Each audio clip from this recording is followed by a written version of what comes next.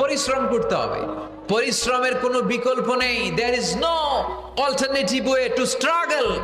Struggle তোমাকে করতেই হবে। কেউ তোমাকে তোমার জন্য স্পেস তৈরি করে দিবে না। এই পৃথিবীতে কেউ কাউকে জায়গা দেয় না, এই পৃথিবীতে এসে জায়গা করে নিতে হয়। চিৎকার দিয়ে বলো ঠিক কিনা। হুঙ্কার দিয়ে পৃথিবীবাসীকে জানিয়ে দিতে হয় আমি এসেছি। মায়ের পেট থেকে যখন আমরা বেরোই, আমরা কি বলি? ওয়াও ওয়াও বলে নিজের অস্তিত্বের জানান দেই যে আমি এসেছি, এই পৃথিবীতে আমি জায়গা করে নিতে এসেছি। Life is not a bed of roses. এই পৃথিবী ফুলের বিছানো সজ্জা নয়।